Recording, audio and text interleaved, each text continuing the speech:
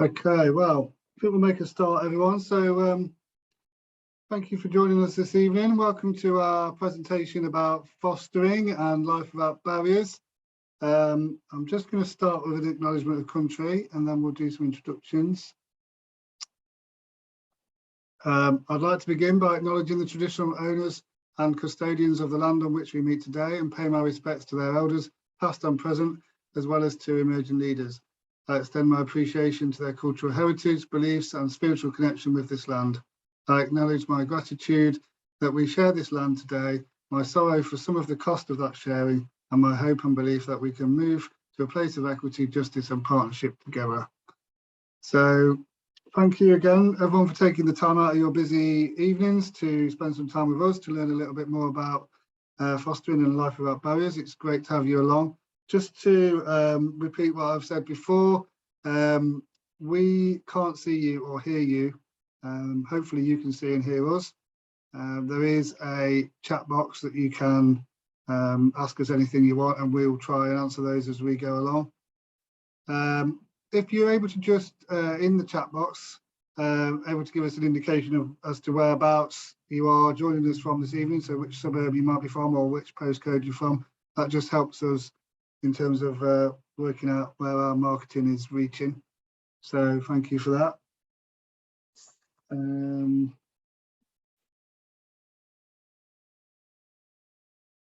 Okay, I'll just pass you over to Karina. Karina will introduce herself and then Kristy will perhaps introduce herself after that.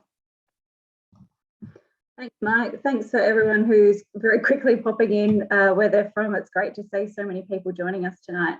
So I'm Karina. I'm the Carer Engagement Officer with Life Without Barriers. So my role within the organisation is to be somewhat that first point of contact for you when you first inquire about foster care. So at the moment we have a central inquiry team that nationally oversee all of our foster care inquiries. So they usually field the first phone call and then send the inquiry through to me. And then I usually contact you and introduce myself and then guide you through the assessment process. So I'll talk a little bit more probably later down the track in terms of what that process looks like. But yeah, you'll most likely come into contact with me pretty early on. Thanks, Mark. Brilliant, thanks, Karina. Kristy? Sorry if I can unmute myself. Hi everyone, I'm Kristy and I am a foster carer with Life Without Barriers. We mainly do respite care, but we also do some short-term and are open to long-term if a child in our care needs to stay forever. But yeah, we do lots of respite for other families to give them a break from the full-time long-term care of the children that they have. So yeah. Brilliant. Thanks, Kristy. I should perhaps mention who I am. I'm Mike Down. I'm a social worker by background. I'm the carer practice manager at Life Without Barriers. So I oversee the work of a fantastic team who support people coming through the inquiry and assessment process. So people such as yourselves, perhaps. So yeah, let's have a little look at what we're going to be talking about this evening. So we're going to explore the answers to some questions we regularly hear from people keen to find out about fostering, and to help you in your sort of deliberations about whether fostering is the right thing for you or whether it's the right thing for you at the moment. It may be that you decide, having listened to us this evening, that you're still really keen on fostering, but maybe it's something that, you know, your circumstances at the moment don't lend themselves to fostering at the moment, and that's great, that's fine. We can maintain some contact with you and re-engage with you when the time is right. We'll explain a bit more about Life Without Barriers as an organisation. We'll talk about foster care. We'll talk about children who require foster care. We'll talk about the process of how to become a carer, and then we'll also have a look at some common questions as well towards the end. So, Life Without Barriers is a leading national social purpose organisation established about 3 decades ago. Started off in New South Wales and it's now spread across the whole country. The headquarters is still in Newcastle in New South Wales, and they support a lot of people in a lot of different ways. So, for instance, they support over 4,500 children and young people, over 3,000 people via foster and kinship carers. They support over 5,000 people with disabilities, and nearly 2,000 people supported participants of the NDIS programme. Over 1,700 Aboriginal and Torres Strait Islander people are supported, partnering with 24 Aboriginal and Torres Strait Islander organisations. They also are very active in supporting refugees and asylum seekers, and people are also supported through home and community care programmes. So, big organisation. They're doing a lot of good work across Australia. And these are the values of Life Without Barriers, which underpin all the work in all the different programmes that Life Without Barriers has. So we feel that the building of relationships is kind of the bedrock of everything we do. All the good work that we do comes out of having good relationships with people. So that's always a priority, always a good place to start. We like to be imaginative in our approach about how we go about things, try and think outside of the box a little bit, if that's what's going to achieve good outcomes for children, in our case, in our programme. We're always respectful. We always try to be. We like to be responsive because the needs of children need to be responded to quickly. And we like to be courageous in what we do. So we're trying to advocate for the best possible things for children. So that sometimes means you put your head above the parapet a little bit and, you know, advocate on behalf of children who don't have such a voice that we have. So if you're able to get on board with those values, then that's great. You would fit in well with Life Without Barriers. So what is foster care? Foster care is for children who need time away from their family. Foster care provides a safe and supportive home where they can heal and grow. It might be for a night, a week, a year, or until a child reaches adulthood. You might hear foster care talked about as foster care or out-of-home care or family-based care. So foster care is a service provided to children and young people who cannot safely live at home with their families, either in the short term or sometimes until they're 18 or maybe even beyond 18 in some cases. So the Child Protection Department in South Australia has the responsibility of identifying children and young people at risk, and together with the family court system, they make decisions about where children can be best kept safe and where their needs can best be met. So that's, in a very brief nutshell, how that works. So with nearly 50,000 children unable to live safely at home in Australia, we're always looking for foster carers. Why do children come into care? Common reasons for children needing foster care are abuse, physical, sexual or emotional, neglect, parental mental health conditions, parental death, significant needs with the child. So yeah, yes, you can see there could be a number of reasons. It could be a combination of some of those things all at the same time. So yeah, no one situation is the same. No young person's story is the same. Every young person is unique and has their own unique needs. So we need to bear that in mind when we are looking after children. And I think we also need to be mindful that the children that we're looking after in this space, the journey that they will have been through to get to this point, and we need to give that consideration in how we look after those children in our care. That will be different to if you've been fortunate enough to look after your own children, for instance. Looking after a child who's been subject to any of those things will look different to looking after your own children. But we can help you with that, we can support you with that, and we can show you what that looks like and what that means, and we can unpick that and explore that in a lot more detail as we go through the inquiry and assessment process and beyond approval. You know, Kristy will tell you there's an awful lot of ongoing training involved in being a foster carer. So, who are the children in care? Children in care are aged between 0 and 17. They should stay connected with their culture and identity, and that's something that we'd be looking for at foster carers who can support young people to do that. They have families who are important to them, and again, we need to be able to support young people to maintain those links. And we also, as I've just touched on before, we need to be conscious that all of these young people have suffered trauma of some sort by virtue of being removed from their families.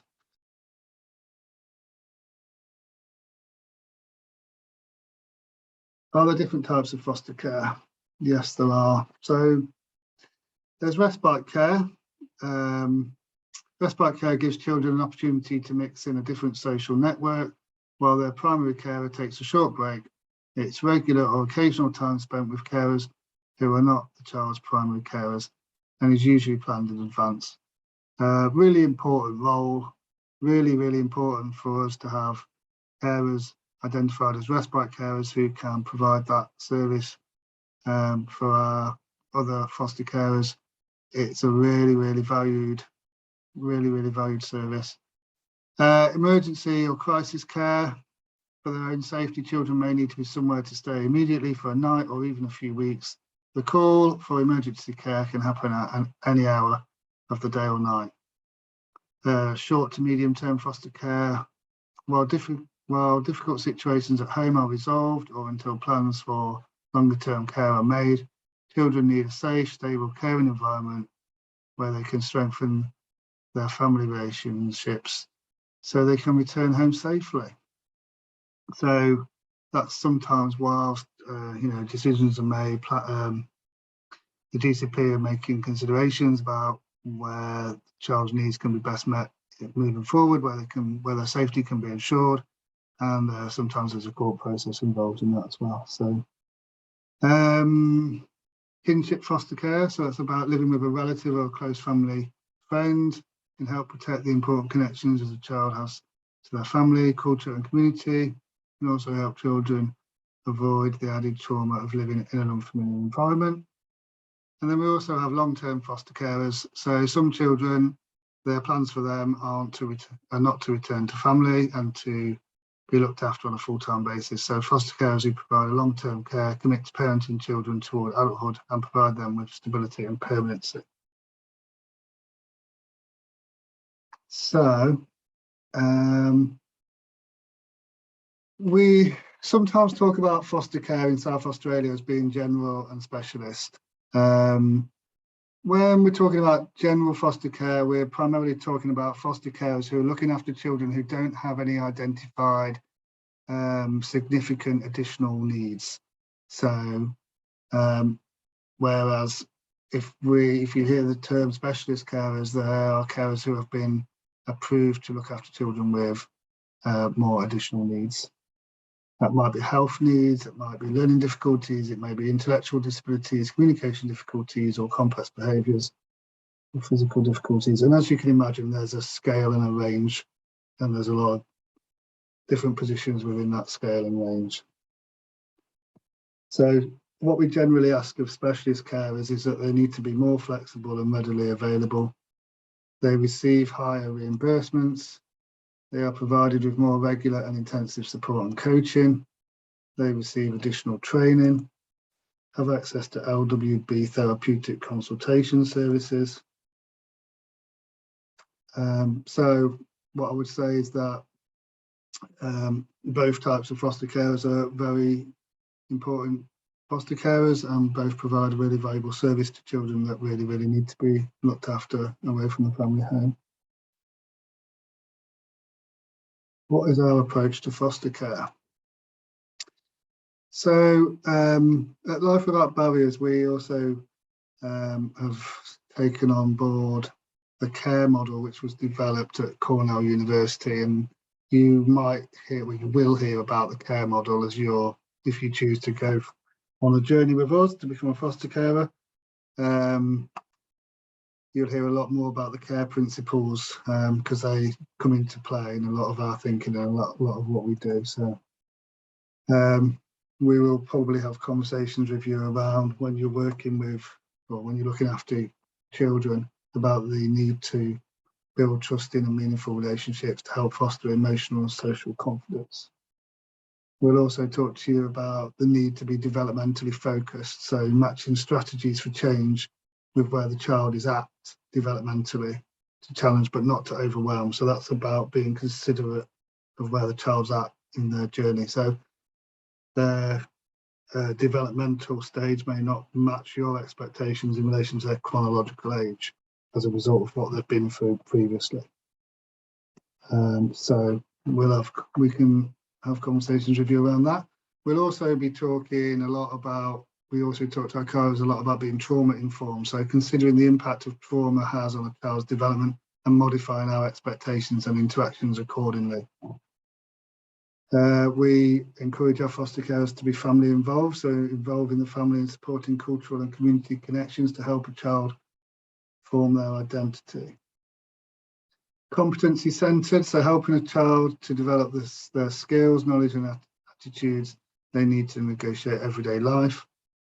And we also encourage ecologically orientated approach, so providing a caring and supportive environment with helpful models to show children how to care for themselves and others.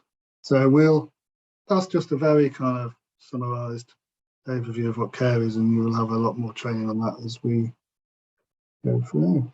If I can jump in quickly, Mike, because I always like to say to people, don't be overwhelmed by all the different principles, because we don't expect people to have all of this knowledge right off the bat. You know, what we do especially in our assessment phase, is we look for attributes that would make great carers. So, you know, we might look at attributes that would mean that you're family involved, you know, you've got really strong connections with family, or, you know, building relationships is an important value. So we look at, your attributes, not necessarily knowing all the theory behind this model.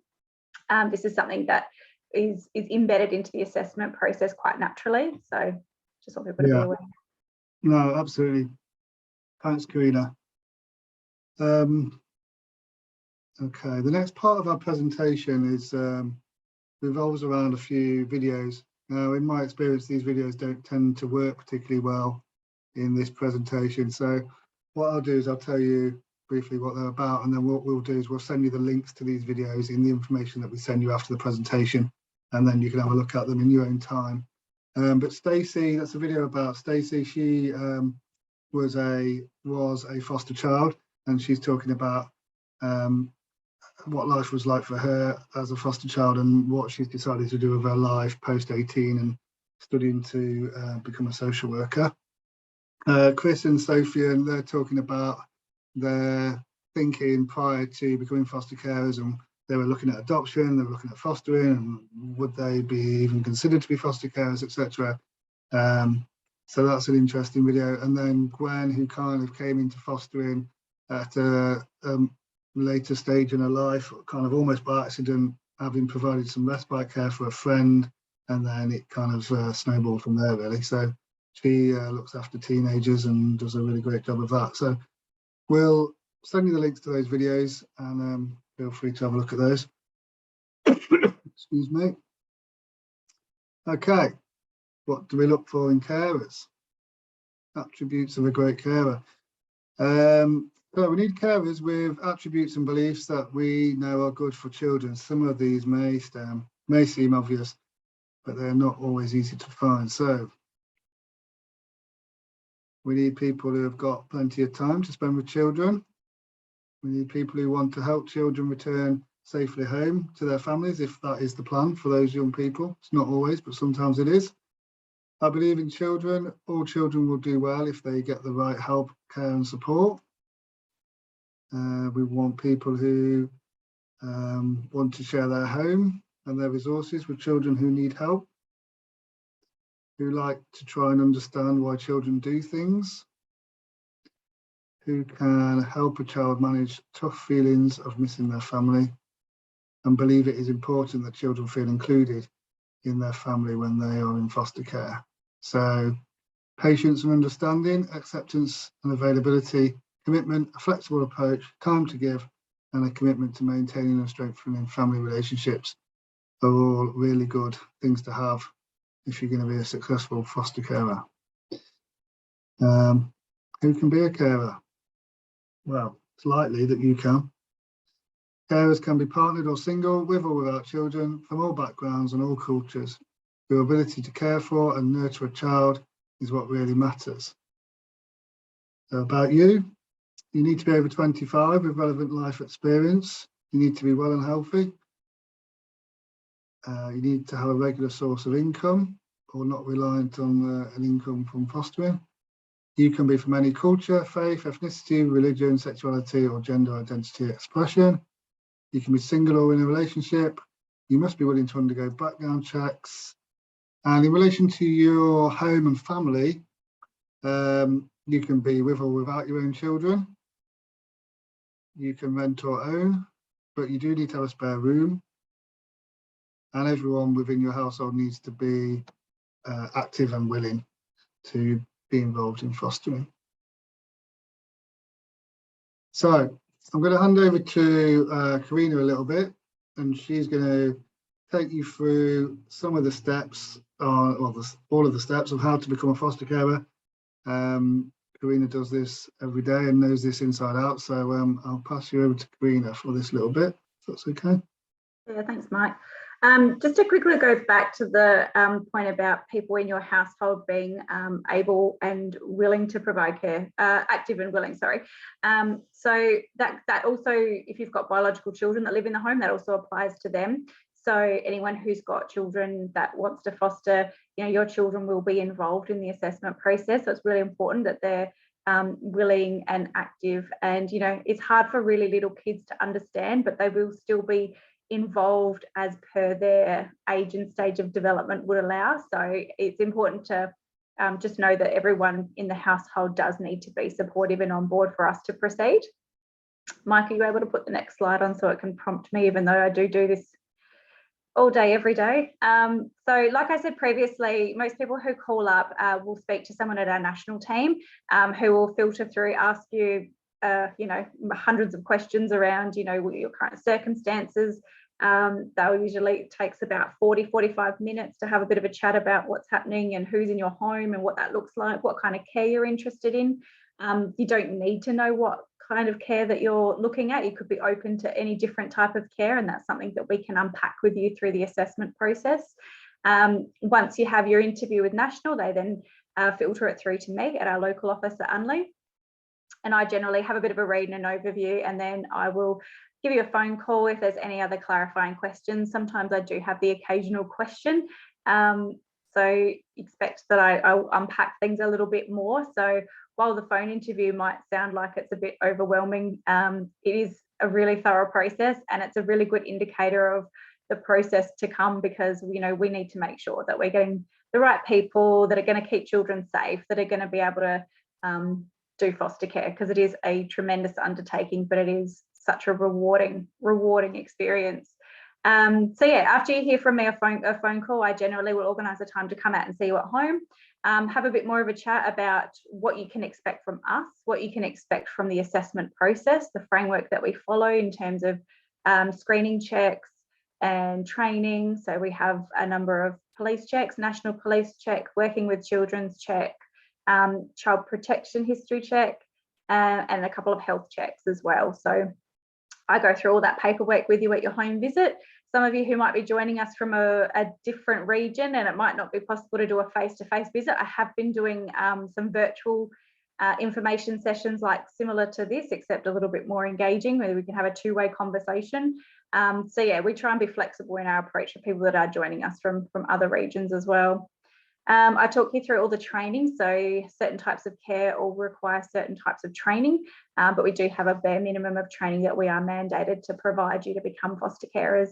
So I explain all about that. I facilitate most of the training at the moment. I book people in and do all your screening checks. Life Without Barriers pays for it. So we're happy to guide you through that process. I don't want people to think that they're going to be out of pocket. You won't be. So once you've done all your screening checks, you've returned all your paperwork, you've done your training, Mike will then allocate you an assessor who will come out and do a series of interviews with you. So we have quite a large framework that we do sit down and we go through each competency around suitability to be a carer. So I go through that with you at that first information session. I really break it down, what you can expect from those interviews. They can be, approximately 2 hours long, and they can go for potentially sort of 6 to 8 visits. Something that came up recently that I thought might be worth mentioning as well is that if you have a partner that's say fly in, fly out, but you're going to be the primary caregiver, even though that person might not be in the home all the time, they still need to be part of the assessment process and still need to be assessed. I thought that might just be worth mentioning tonight. So after you have your assessment interviews, your assessor will compile a very large report, and then it gets reviewed at our stage with our manager, and then it gets sent to the Department of Child Protection for their review and approval. So hopefully it all goes well, and then you become an approved carer. So that's kind of it in a bit of a nutshell. Happy to hand back to you, Mike, unless you want me to add anything extra. No, that's great. Thanks, Karina. I was just wondering if we could get perhaps cover off a couple of these questions in the chat box while we've got a minute. Yeah, I've just seen that. So what does relevant life experience cover? So that's a good question. Sometimes we can pull evidence from previous work experience or experience caring for children. What we do as part of the assessment is it's very much an evidence-based tool. So we're trying to gather evidence that can paint a really good picture that you can provide care and manage the complex needs of children in care. So it could be previous training, it could be previous employment, it could be a whole bunch of things. Sometimes we might say, if it is somewhere that you've worked before, we might want a referee. So we might want to say, look, can we contact someone just so we can get a bit of a chat about, what that kind of experience might look like. Hopefully that covers that question. Yeah. Some of the checks, if you've already got them. So if you've already got a working with children's check, you won't need to do another one. If you've already got safe environments training certification, you won't need to do that again unless it's due to expire shortly. So there's some checks that you won't need to do again if you've already got them. So yeah, there's a couple. National police checks, I know a lot of people have them with their jobs, but we do ask everyone who comes on board, every staff member, volunteer, carer, anyone who comes on board, to have another one. So that's something to bear in mind as well. That's great. Thanks, Karina. Someone's just asked how long the process takes. Really good question. And that sort of, to me, is how long is a piece of string? I say to people, it depends on your availability and your willingness and your keenness to be able to get paperwork back to me quickly and attend a training when required. So it can take between 6 to 12 months, depending on that availability. Yeah, Karina's right. So we kind of break it down into two kind of sections. We've got like an inquiry phase, and then we've got the assessment phase. So in terms of we have very strict timescales once we enter the assessment phase. So from the minute you go into an assessment, you've got an assessor allocated, and they come out to your house and do your first visit. From that moment to when we submit your assessment to the department for their consideration, that period is 5 months. And we're quite strict on that. But the bit that precedes all of that, so background checks, pre-assessment training, so shared lives training, and any other training that might be required, that all has to be done before we go into the assessment stage. So there are some variables within that inquiry phase, in such as how long it takes for background checks to be completed, or how long it takes for applicants to return paperwork, etc. So yeah, Karina's right, it can be somewhere between sort of 6 to 12 months depending on your situation. Yeah, we've just got another question I thought I'll quickly answer. So someone's just asked if you're provided with information about the foster child's history, is that disclosed to foster carers? We could answer that. Oh, there you go. Okay, I can stop talking.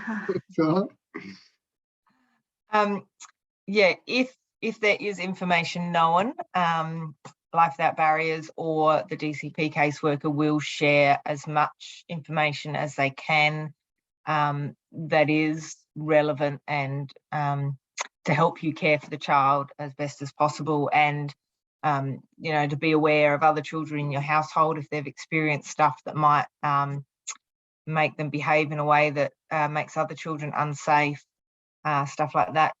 Unfortunately, there's often not a lot of information if they've just been removed. So sometimes it's just a matter of time as you slowly learn the information. And some stuff would need to be kept private, but generally they will share as much as they possibly can, knowing that that will help you provide the best possible care and compassion and understanding for that child. That's great. Thanks, Kristy.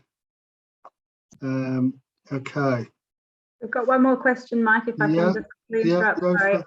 Someone's just asked a really good question about a respite carer. Do they see the same child or children? So yes, that's something we do strive for, is continuity of care. So, you know, it's something that we try our best to do. So we have the same respite carers for the same children, and to create, you know, just an additional part of that care team and that family.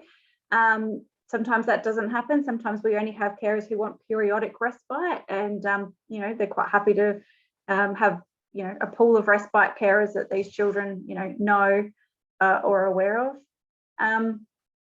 Another question: respite care is different to emergency care. So while they kind of they sometimes can be grouped together, they are very, very different. So respite carers are providing care to children or a child, usually for a weekend. So our long-term carers are entitled to a certain amount of days of respite per year. So usually it's a weekend once a fortnight or every 3 weeks, depending on the needs of the young person and the primary placement.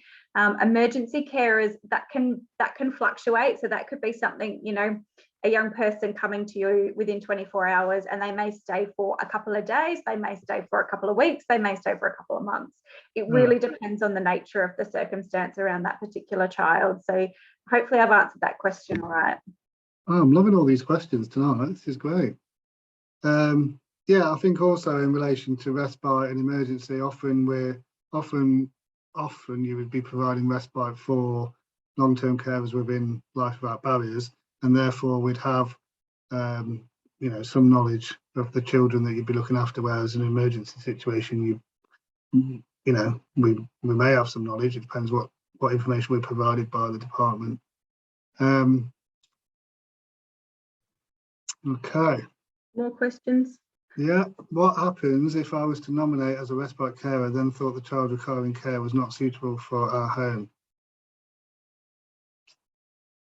Well, I think what we'd do is, obviously, once the period of respite is finished, we'd obviously you'd have a conversation with your support worker, and yeah, would make the, you know, seek an alternative respite provision beyond that point. Yes, Kristy. Can I just add too that you don't just suddenly have a child dumped in your home. Like, there's discussion that happens beforehand. You get information about the child, about their needs, about you know, their age, their preferences. Hopefully you get a chance to meet with them and their full-time carers and develop a bit of a relationship. So you'd actually all be able to work out if it's a good fit. Yeah, it's not very often that suddenly a child is on your doorstep with no warning and no information.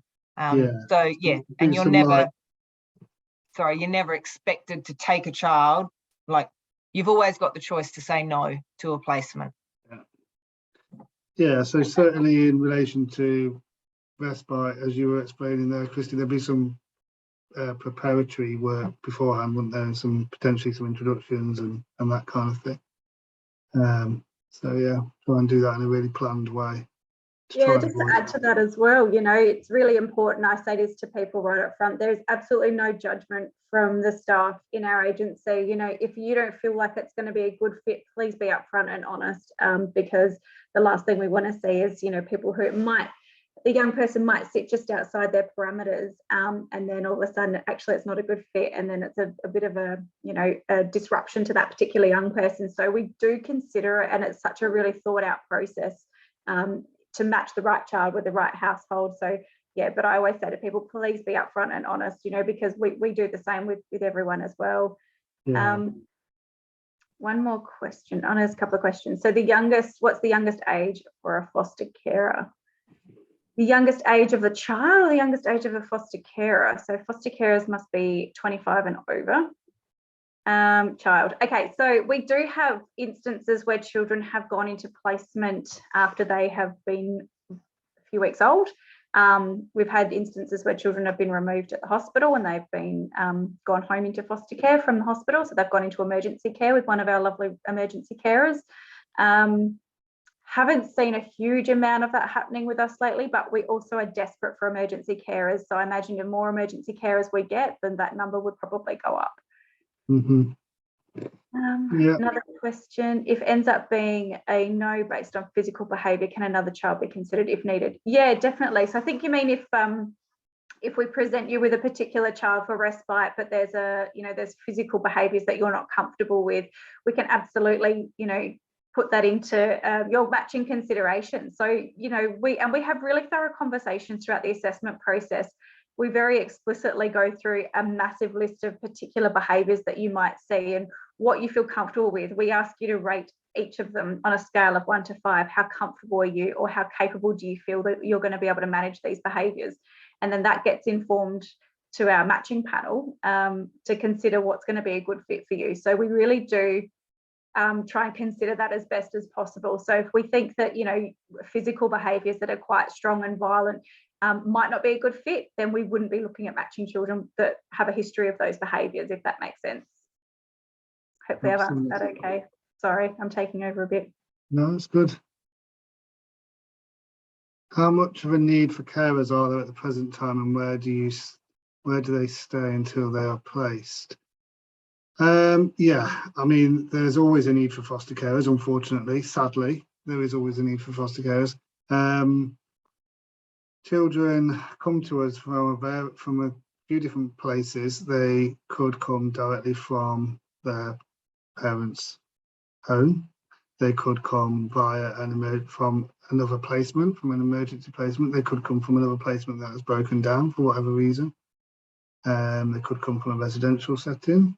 They could come from a kinship care setting. There's quite a few different ways that children, or there are quite a few different places where children can be before coming to the care of an LWB carer. Is there any places I've missed there, Karina?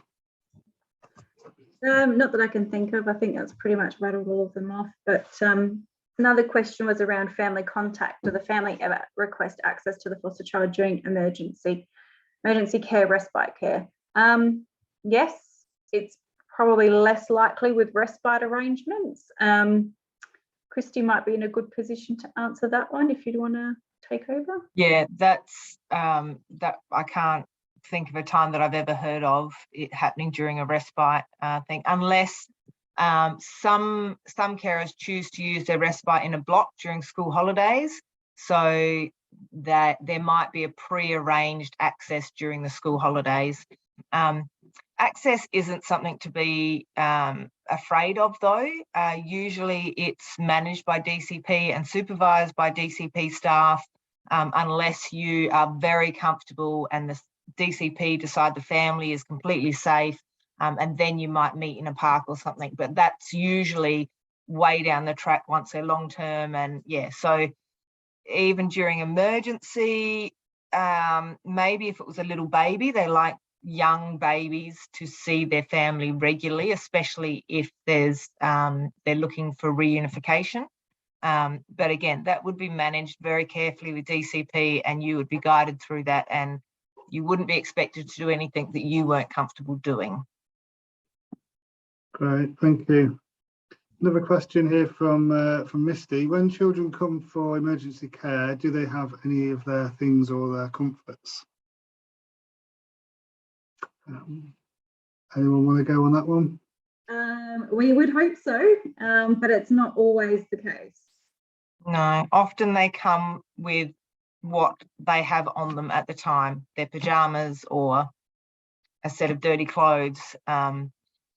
Sometimes they'll come with a few things, sometimes they come with way too much stuff, but often if it's an emergency removal, yeah, they don't come with much at all, and it is very sad. It's heartbreaking, and that's where you have to step in and be that comfort, or provide some, cuddly toy or something that might be a comfort for them.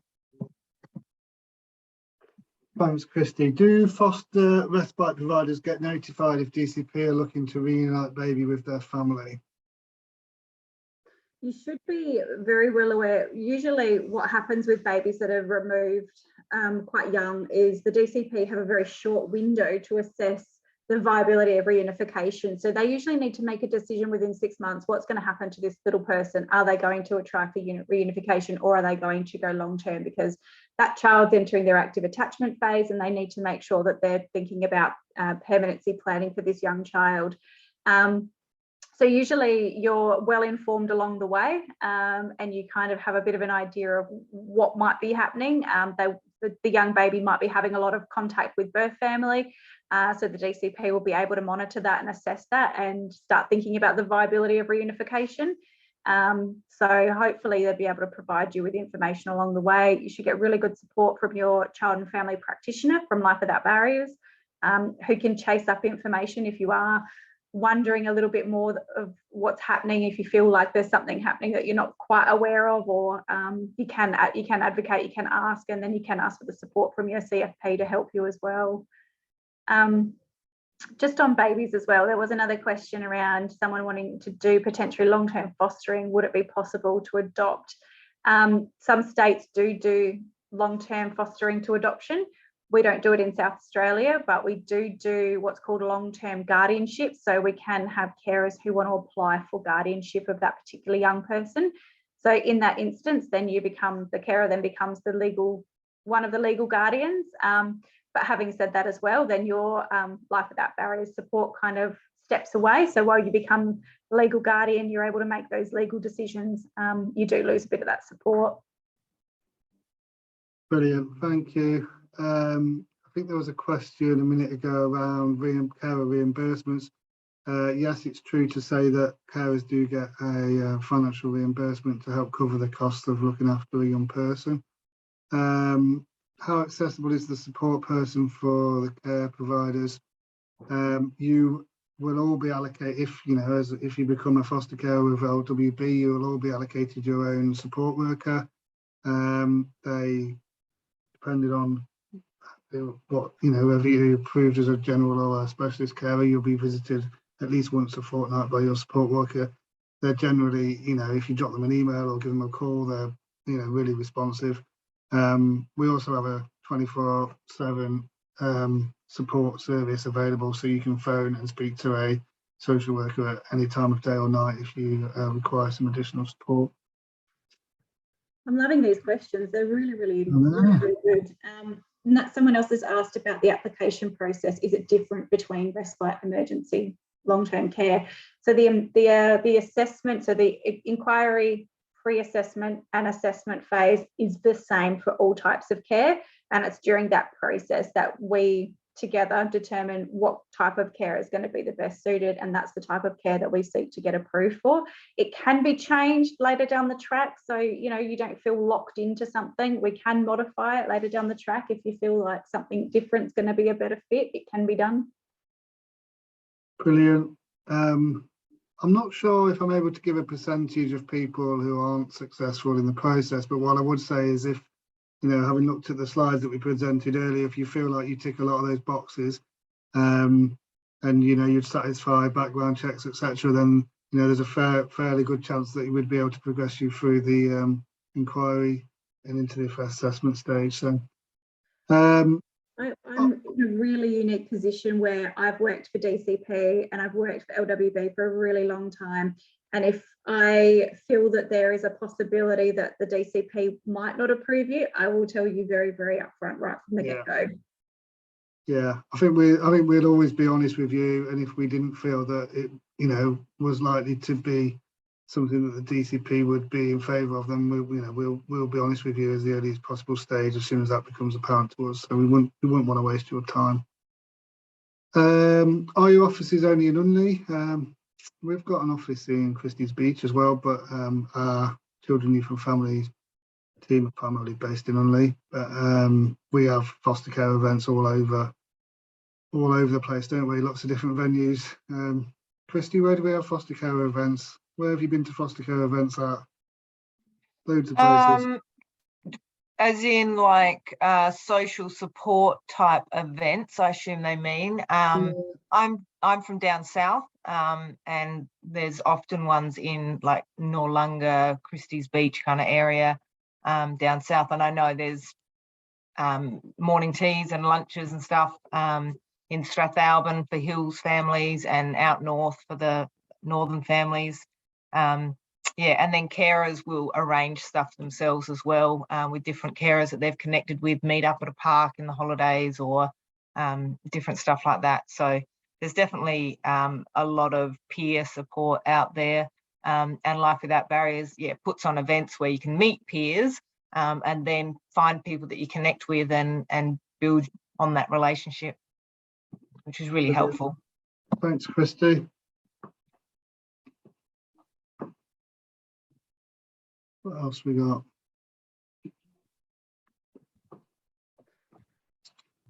Schools. So for children that are school age, how do school arrangements work, considering location and where they are coming from versus where we live? So sometimes the department will be asking for children to, or asking foster carers to help children maintain their current school provisions.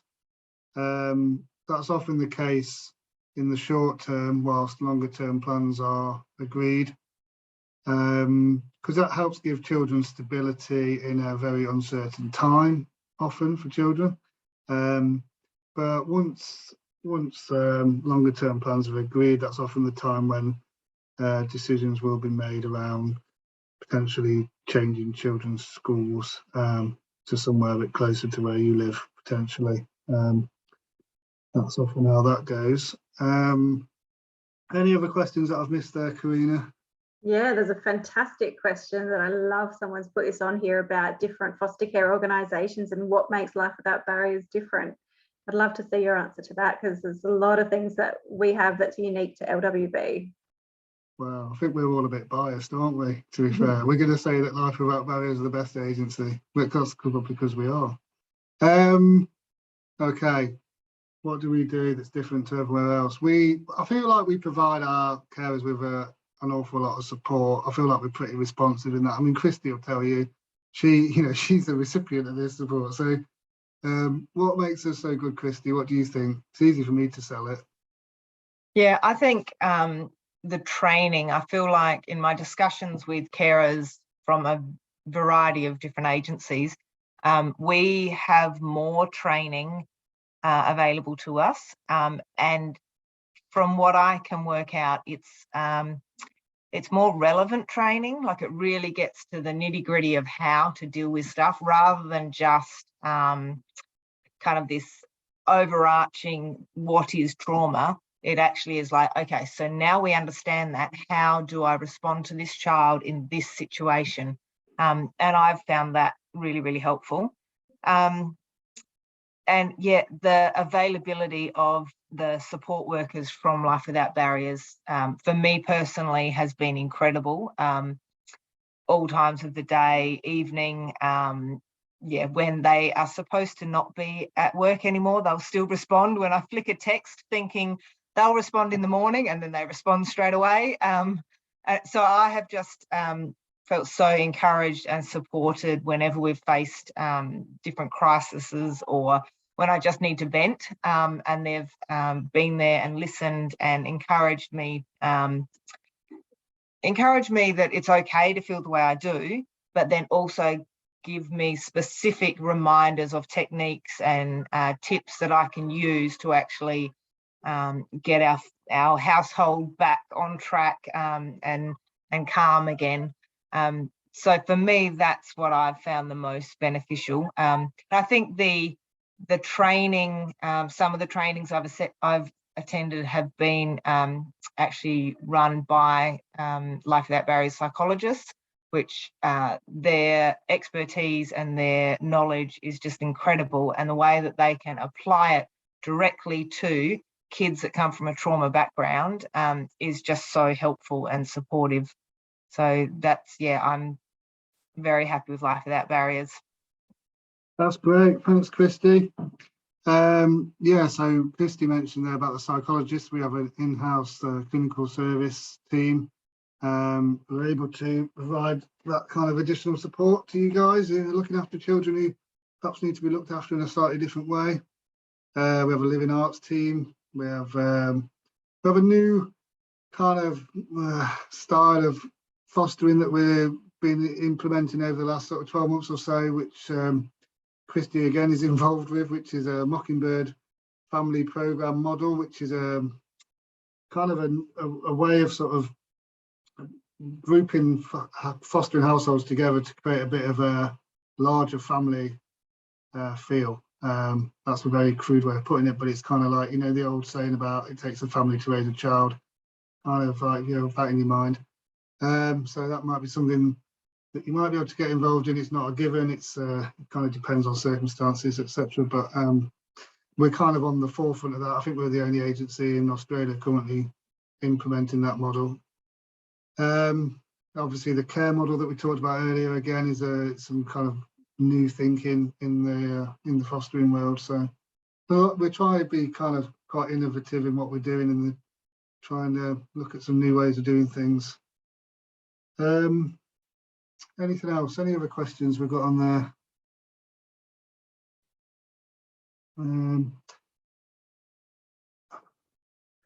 Okay, there was a question about well and healthy. Can we define that? I think what I would say to that is that we would probably be looking for some kind of GP assessment within the inquiry and assessment phase, basically just to let us know that you're fit and healthy enough to look after a young person in your care. That would be the bottom line for that. Someone's asked a really good question around young children. You know, how is that assessed that they're supportive and on board of fostering? So we sit in this absolutely fabulous assessment team where we've got a real wealth of knowledge with our assessors, and so we've developed a series of tools, probably still adding to our toolbox as we speak, where we can assess children as per their age and stage of development. So having conversations with them, but also a colleague of mine interviewed some really young girls very recently and did a Barbie, you know, play experience and, you know, weaved the ideas of having a little baby sister or a little person coming into their home and into their family. We just get creative around trying to meet the children at their level. Sometimes we can get great insight, sometimes we don't get a lot. You know, I've assessed children with intellectual disabilities and I've, you know, not been able to pull a lot of understanding out of it. So then I need to just talk more with the carers around, you know, how are we gonna, how can we manage this? How are we gonna work with this? What is it gonna look like? You know, so we do try and get creative to assess what we can at the level that the kids are at. Great, thanks, Karina. Just going back to the last question I answered around the person's health. I think I was a little bit brief in my response to that, so I'd encourage you to have a chat with Karina if, you know, fostering is something you want to consider after this, and perhaps unpick that a little bit more on what that might mean for you individually. With the next few slides that we'll go through are kind of the commonly asked questions. We may have actually already answered some of those in the, you guys have all been very active in the chat box and asking lots of great questions, which is brilliant. I'm just trying to get my cursor to go in the right place. Bear with me a minute. Okay, so am I single? Can I foster? Yes, you can. About 50% of our foster carers are single. Families come in all different shapes and sizes, as do foster families. We're a same-sex couple. Can we foster? Yes, absolutely. We've got lots of same-sex couples fostering with LWB. We value a diverse community of foster carers. Can I foster even though I don't have my own children? Yeah, we know that having experience interacting with and caring for children is useful when new to fostering, but that can be gained in many ways other than parenting. Even if you've never cared for children, having personal attributes that would make you a good carer is what we look for. So in relation to your home, you know, you do need to have a spare room. I'd say pretty much in most instances. There are occasions, if you have a small baby, it may be appropriate to have them in a cot in the bedroom, but generally speaking, spare room is required. Do I have to own my own home to be a foster carer? No. However, you do need to demonstrate that your premises are safe and suitable to foster. You can be renting in public housing, paying off your home, or own your home outright. So as part of your assessment process, one of our assessors will have a look around your house and make sure it's okay to be fostering in that house, and obviously advise you if any changes might need to be made. Can I have my own children and foster other children? Absolutely. Your family situation is considered when making decisions about the age and needs and level of the children you may foster. Generally speaking, children placed with caring families will be younger than your own children, generally speaking. Will all my family be involved in the assessment process? Yes, everyone in your household will be part of the assessment process. It is important to make sure everyone knows what fostering is and is on board with the decision to apply. How are children matched to foster carers? By getting to know you well, we can ensure that children matched to carers are those that they are able to best support. We take into account their unique needs and parts of their identity that might be a good fit for your family to help create a sense of belonging. So, can I choose the age and gender of the child? Our assessors work with you to recommend the best fit, considering your skills, preferences, household dynamics regarding the age, gender and needs of children you are approved to care for. It is important to keep in mind that having very specific preferences regarding age and gender can make it more difficult to make a good match. So yeah, going back to some points that Karina raised earlier, once you're approved as a carer, there will come a time when you're approached in relation to a young person and a possible placement, and all the information that we have about a young person will be shared with you at that time. And then we will have already given consideration to that and thinking about whether it's a good match or not. But ultimately, you know, you have a decision to make as well, and we would never want you to take a child if you didn't feel that it was a good match for you. I think there's a question in there. Would external friends or family need to get checks done as well if they don't live in the home but would have high contact with the child? Karina? Yes. Short answer, yes. Sure. Anyone who's considered a regular visitor, anyone who stays overnight, anyone who is potentially going to have unsupervised contact with a child, yes, they will all need to have National Police check, working with children's check. Is it common for siblings to require placement at the same time, and do foster carers often take more than one child at a time? Yeah, we certainly do have siblings in placements together. It's not that uncommon, and if you're in a position to provide a placement for more than one child, then you'll be well positioned to potentially take on siblings.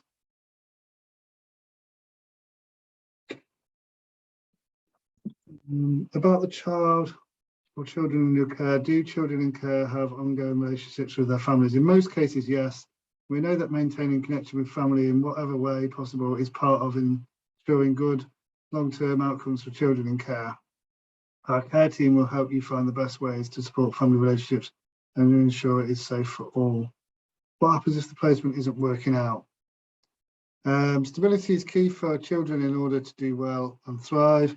It is not in the child's best interest to be moved continuously, so we need resilient carers who are able to work with our care team to push through the harder days.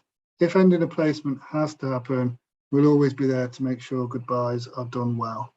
So, you know, we'll obviously do what we can to support the placement and to make it so it does work. But obviously, ultimately, if it doesn't, we'll be there to support that process as well. We do talk a little bit more about that in Shared Lives training. So as one of the first courses that you'll do when you enter the inquiry phase, we do talk a little bit more about that and what kind of support you can get through that process too. How long does the assessment process take? I think we talked about this earlier. So we've got the strict timescales in relation to the actual assessment part, and then we've got the sort of the pre-checks and the pre-training bit that goes on before that. So it's important to remember that fostering is all about timing. If ever you need to take a break from the process and revisit it later, that's also okay too. I mean, Karina's got some very elaborate spreadsheets which help her keep track of people at various stages of their inquiry process. And, you know, some people have had to dip in and out of that at various times, and that's absolutely fine. You know, we'll do this at your pace and, you know, work around your circumstances. About the support, what support will I receive as a carer? Yeah, it can be difficult to comprehend the experiences children bring with them, so it's important that carers feel supported and confident in their role. So we provide ongoing learning and development, which is what Kristy was talking about earlier. We provide clinical support, 24/7 on-call support, respite where possible, financial support, care opportunities to network with fellow carers, social events and programs. We also encourage carers to form supportive peer relationships with peer networks and approaches such as the Mockingbird family, which we kind of touched on briefly earlier. So, like I say, in relation to Mockingbird, there may be opportunities for that further down the line, but that's very much dependent on various factors. Just quickly as well, when you're in that pre-assessment phase and you're doing all the training, they're really good opportunities to make connections with other carers at the same stage of the assessment as you as well. So, you know, while sometimes, you know, we offer online training and face-to-face, sometimes it's really valuable to do that face-to-face training and make those connections, and then you can have, you know, that your carer networks of support can just expand greatly, and it's highly valuable. Yeah, thanks. That's absolutely true. So did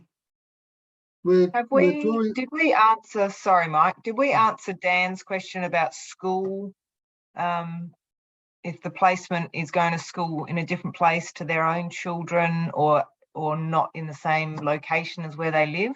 Yeah, I think we did. I think we talked about often it's the case that the DCP ask carers to help children maintain their places at school in the early stages, because it helps with stability and things like that. But often once longer term plans are agreed, then there are opportunities to have conversations about moving children to closer to where the carer lives.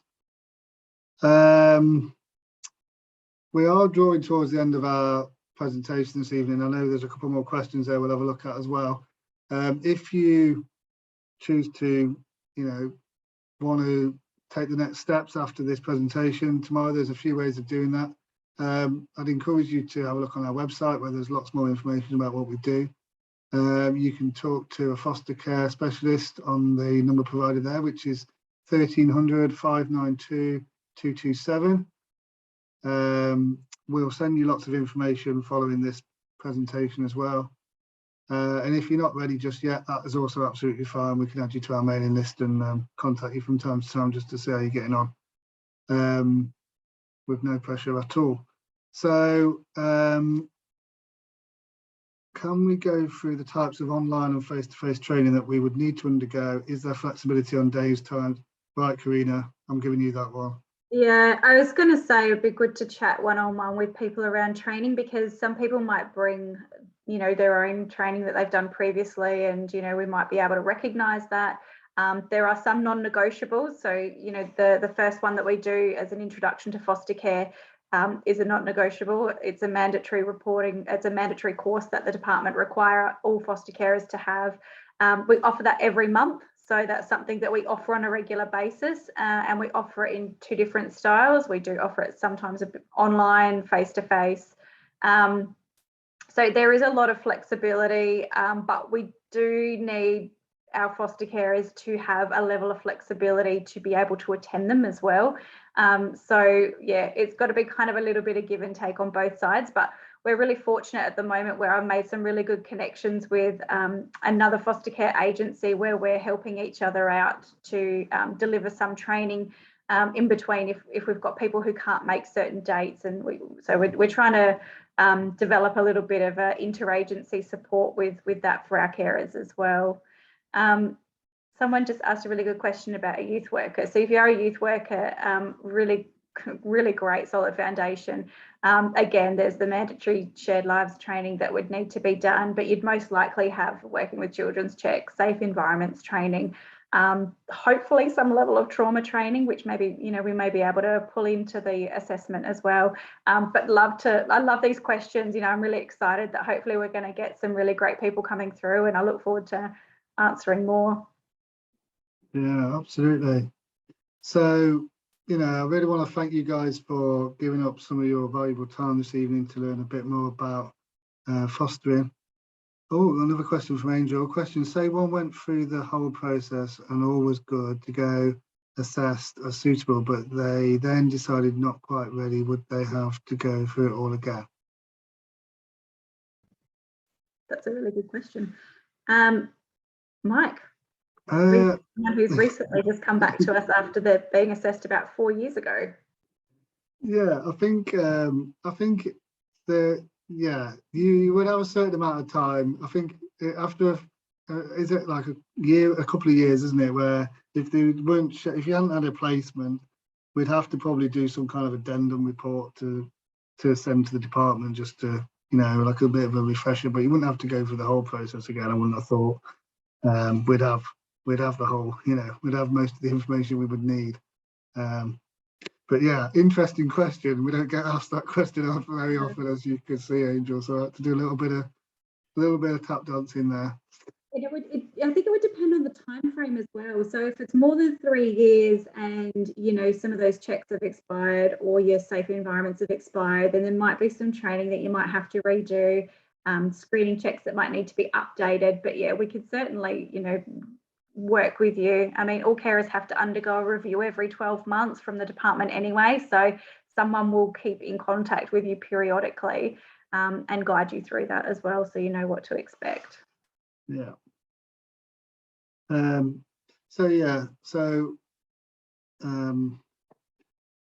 Thank you for your time this evening, guys. If you choose to take the next steps and contact us with a view to becoming a foster care, that's absolutely great. If you choose after tonight, think, oh, you know, having learned a bit more about what it undertakes, I'm not sure it's right for me, that's also absolutely fine. You know, the fact that you've taken the time out to listen to us is says a lot about you guys. So thank you for that. And thank you to Kristy and Karina for supporting me this evening. It's great to have you on board. I appreciate all your input. And I'll say goodbye and thank you, everyone. I think that concludes our webinar this evening.